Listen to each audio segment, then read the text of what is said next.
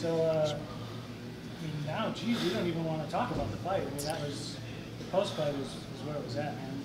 Yeah, I mean, that's what I'm Tell us hearing. a little bit about that, and just kind of, you know, was that the plan all along, that you get on that microphone, you're going to use that platform tonight? Yeah, I was praying to God to give me the win so I could have the platform. Because when you lose, you don't get the interviews, you know? You go home, half your paycheck. Not that that even matters, but you don't get to reach, you know, the people that I'm trying to reach. So, got to get the win. In America, unfortunately, you need a platform to reach people because no one's going to listen to Joe Schmo in the corner.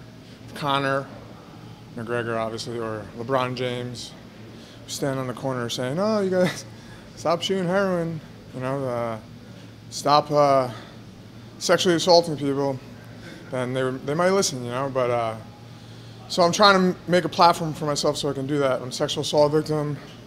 I'm a self-medicator. Probably have some mentally ill issues as well.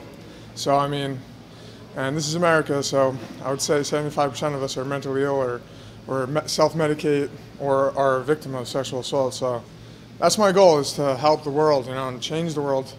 I don't think there's enough of that going around, so that's the goal. I mean, can you talk us through, I mean, a lot of people say stuff like that, and they know that, I mean, I guess the thing that you hear people say all the time is, you know, you can't help a million people, but you want to help one person. I mean, do you feel like that was such a big part of that for you tonight, is that maybe one person out there got it? And yeah, I mean, that's all that matters. Yeah. I mean, if I could help one person, then I've made a difference, right? But I believe that I could help a lot more, because before I even won this fight, I would get numerous messages on Twitter, Instagram, Facebook from people across the world, Ireland, Scotland, all over, Russia, whatever country. They're messaging me, and I'm not like famous. I'm not, you know, maybe I'm popular, you know, but that's about it. So win fights, make a living. I'm engaged now, so I gotta support some people, you know, but and change the world, help people. How good did it feel to get back into the ring? So I mean, I never lost twice in a row before. My only loss was outside the UFC in a fight that I was winning. I broke my orbital, and I thought that was the end of my career. I almost lost my eye in that fight. I had a metal plate put in my face. Bounced back. I relapsed over that. Bounced back. Won 3 straight. Got into UFC. Won on the Dana White show, looking for a fight show. He signed me. Crushed my first 2 UFC fights. Then I lost my next 2. Unfortunately, I had some mishaps with the Diego Ferreira fight. Before the fight, I had an injury. Fought anyways. And then my last one, like, I did everything I could to be prepared for that fight. I was winning the fight. I won the first, second, and I was winning the third, tore my hamstring, and it went the way it went. But I won the bonus, cherry on the top, and I got a new contract. So going into this fight, I was like, I gotta win this one in order to stay in the UFC, you know? And new contract, first win, down, so new slate. that said, though, I mean, I know you talked to John and said you were disappointed in your performance. I mean, you don't hear a lot of guys who get a couple 30-27 say that they're disappointed.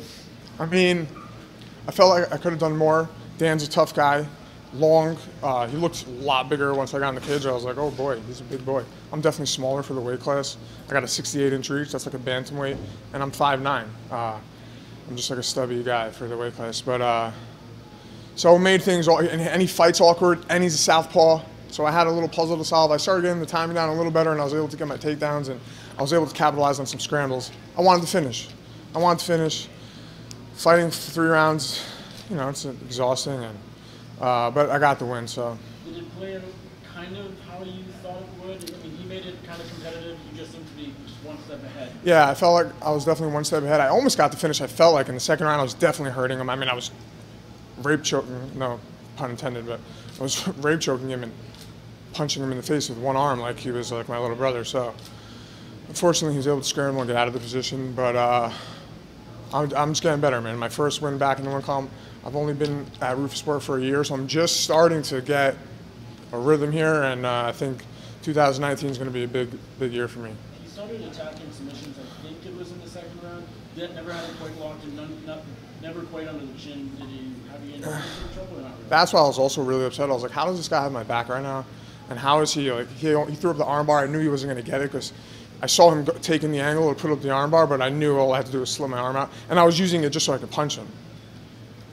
But he's a veteran. He's a tough guy. He fought some good opposition, and he eventually took my back. But I knew I was able to get out of it, so I did what I had to do.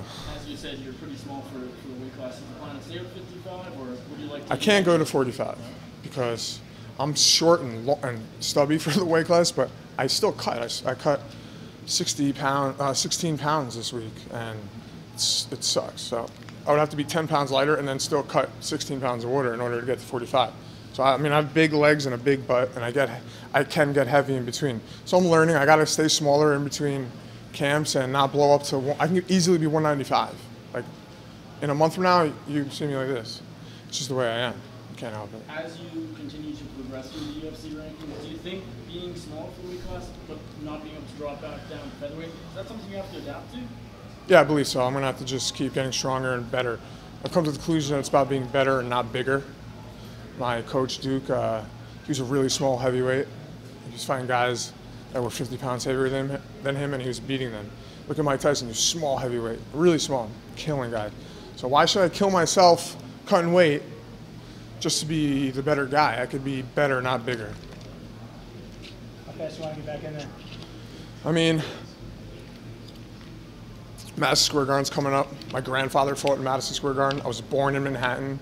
I trained at Henzo's for 7 years, which is 3 on 34th Street. 30th Street. Madison Square Garden's on 34th Street. I've been in Manhattan my whole life. My grandparents grew up in Harlem. My mother grew up in Manhattan. I lived in Queens. I think this is my desk. I used to shoot heroin down the block from Madison Square Garden on a regular. I would go into a bathroom that was right there, a diner, and I would shoot my dope. And I would walk past and I'd go to Henzo's. I'd go in the Henzo's bathroom. I'd shoot dope in there, and I'd train, and I'd fight, and I'd win, and I'd be staring at Madison Square Garden like, oh, maybe one day. And here I am. It's my time.